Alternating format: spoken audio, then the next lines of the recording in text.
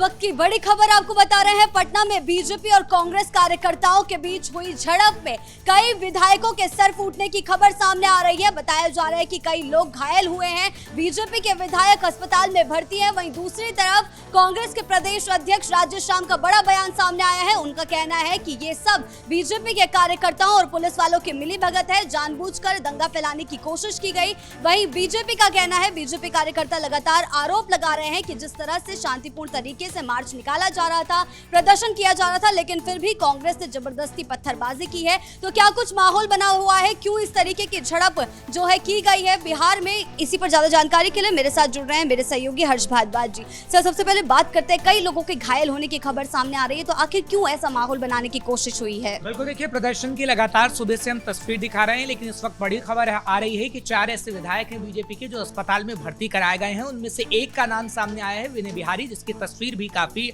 Viral हो रही है और वीडियो सामने आया है कि कैसे कांग्रेस के कार्यकर्ताओं ने उन्हें पकड़कर पीटा है और उनका सर भी फोड़ दिया गया है।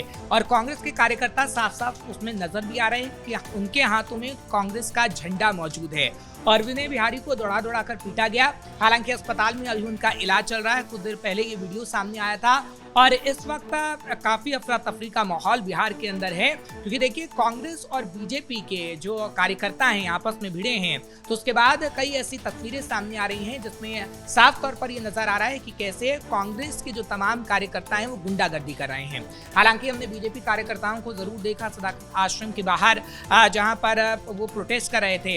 हालांकि बीजेपी से शांतिपूर्ण प्रोटेस्ट बता रही है राहुल गांधी ने जो दिल्ली के अंदर प्रोटेस्ट किया उसके खिलाफ, लेकिन जो प्रोटेस्ट उग्र हो रहा है उसकी लगातार तस्वीरें सामने आ रही हैं। अब बात करते हैं राजेश राम का भी, क्योंकि राजेश राम का जिक्र आपने किया था, तो राजेश राम ने किस तरीके से भी बयान दिया है। राजेश राम का बयान सामने आया है कि तमाम जो बीजेपी के कार्यकर्ता और बीजेपी के लीडर थे उनकी तरफ से पत्थर लाए गए थे और पत्थरबाजी की गई है हमारे कार्यकर्ताओं पर और हमारे कार्यकर्ताओं के भी सिर फूटे हैं, ऐसा राजेश राम की तरफ से कहा गया है। और राजेश राम ये कह रहे हैं कि पत्थरों को ट्रकों में भर भर के लाया गया था ताकि कांग्रेस के कार्यकर्ताओं को मारा जाए और ये पूरी प्लानिंग बीजेपी की तरफ से ही की गई है। यानी कांग्रेस और बीजेपी इस वक्त आमने सामने हैं, लेकिन जो तस्वीर सामने आ रही है उसमें कई बीजेपी विधायक और बीजेपी कार्यकर्ता लहूलुहान नजर आ रहे हैं।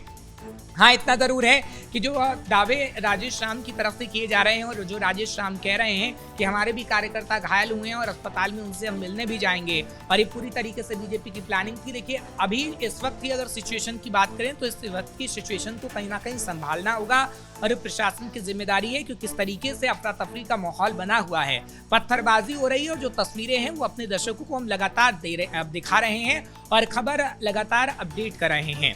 लेकिन आगे आने वाले समय में ये और भयंकर तस्वीर ना आए, इसको कहीं ना कहीं प्रशासन को देखना होगा, क्योंकि पुलिस प्रशासन पूरी तैयारी के साथ था या नहीं था, क्योंकि देखिए, प्रोटेस्ट होना था, इस बात की जानकारी पुलिस को पहले से लग गई थी।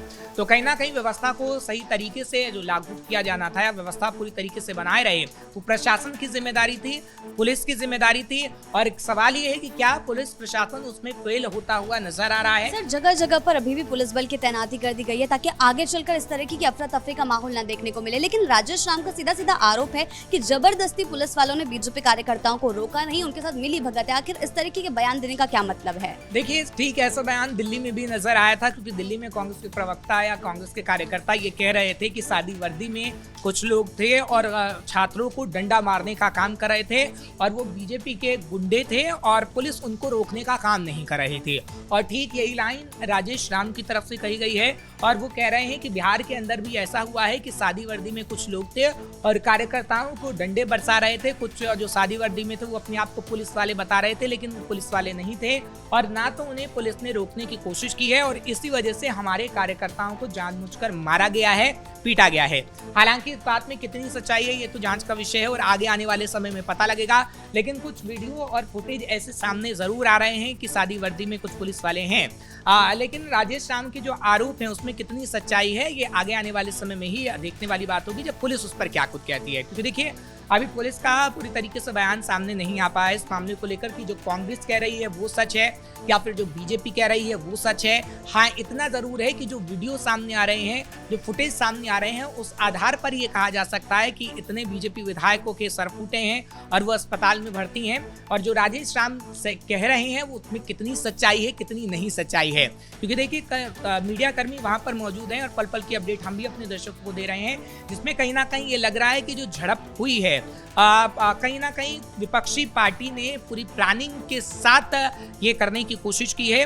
क्योंकि सवाल बड़ा है कि ये जब कांग्रेस के कार्यकर्ता आ रहे थे कि आमने सामने, आपने देखा कि बीजेपी के कार्यकर्ता इस सामने थे और कांग्रेस के कार्यकर्ता इस सामने थे, तो उनके पास झंडा भी था, लेकिन साथ ही साथ दो डंडे एक्स्ट्रा थे जो कि वीडियो में नजर आ रहा है।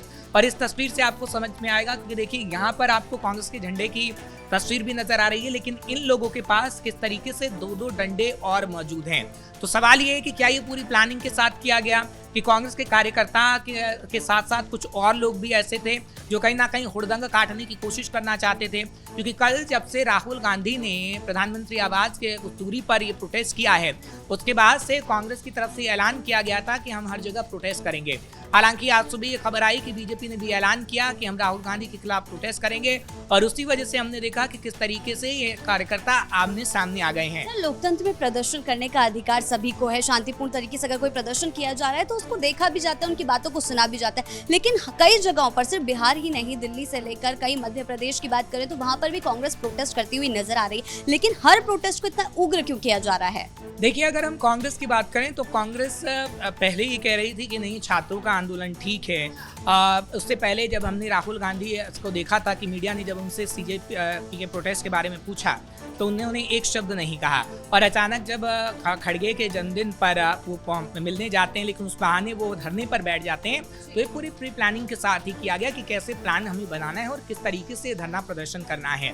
और तो और हर एक राज्य में निर्देश भी दिए गए कि किस तरीके से कांग्रेस कार्यकर्ताओं को मैदान पर उतरना है।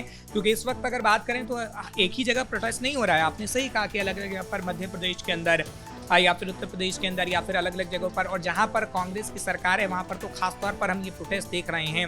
क्योंकि इस वक्त हिमाचल प्रदेश के अंदर भी प्रोटेस्ट हो रहा है, कर्नाटक के अंदर भी प्रोटेस्ट हो रहा है। लेकिन सवाल ये है कि जो अहिंसावादी बात करते हैं, जो ये कहते हैं कि नहीं, हम गांधी जी के विचारधाराओं को पालन करते हैं और जो बताते हैं कि नहीं, हम अहिंसक है, वही हिंसा पर उतर आए हैं। और ये देखिए, हम इस आधार पे कह रहे हैं, जो फुटेज अपने दर्शकों को हम दिखा रहे हैं कि किस तरीके से कांग्रेस कार्यकर्ताओं के हाथों में दो डंडे हैं, तो एक जेब में उनके पत्थर भी भरे हुए हैं। और ये फुटेज बताती है कि किस तरीके से पूरी प्लानिंग थी और किस तरीके से गुंडागर्दी की प्लानिंग पहले से की हुई थी। तो सवाल ये है कि क्या आगे आने वाले समय में कुछ लोग गिरफ्तार भी किए जा सकते हैं, क्योंकि अभी वीडियो फुटेज को खंगाला जाएगा और पता लगाने की कोशिश की जाएगी कि आखिर किसने माहौल को बिगाड़ने का प्रयास किया है।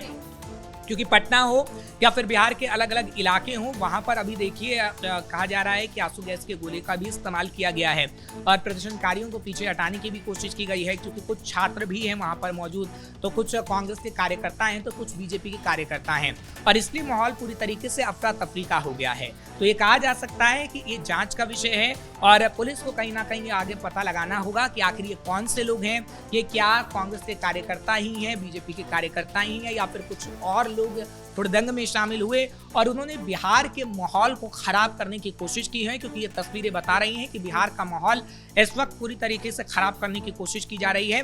लेकिन पुलिस को चौकन्ना होना होगा और प्रशासन को ये पूरी तस्वीर जो नजर आ रही है, एक तरीके से कहा जा सकता है कि बिहार में ऐसी तस्वीर ना नजर आए, उसके लिए काम करना होगा। जी सर, बहुत बहुत धन्यवाद आपका इन तमाम जानकारियों के लिए। तो कुल मिलाकर जगह जगह पर प्रदर्शन देखने को मिल रहे हैं, लेकिन इस वक्त जो तस्वीर पटना से सामने आ रही है वो साफ तौर पर दिखा रही है कि किस तरीके से बीजेपी और कांग्रेस के कार्यकर्ताओं के बीच अफरा तफरी मच गई, झड़प देखने को मिली। वहीं बड़ी खबर ये सामने आ रही है कि कई विधायकों के सर भी फोड़े गए हैं जो अब अस्पताल में भर्ती हैं। मामला यहां तक पहुंच गया है कि शांतिपूर्ण प्रदर्शन की जगह सीधा सीधा उग्र प्रदर्शन किया गया है, जिसमें लाठी डंडे चलाए गए हैं, जिसके कारण माहौल पूरी तरीके से प्रभावित हुआ है। यानी कि छात्र आंदोलन के नाम पर मामले को पूरी तरह से राजनीतिक रंग दे दिया गया है। ब्रेकिंग न्यूज में फिलहाल मेरे साथ इतना ही। कैमरा पर्सन कुणाल के साथ मैं शिवानी रतूड़ी, कैपिटल टीवी बिहार।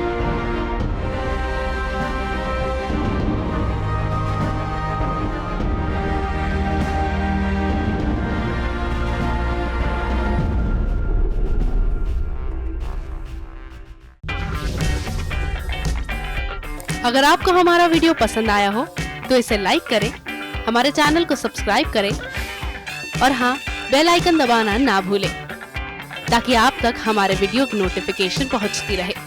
आप अपना सुझाव हमें कमेंट बॉक्स में दे सकते हैं। हमारे साथ जुड़ने के लिए शुक्रिया।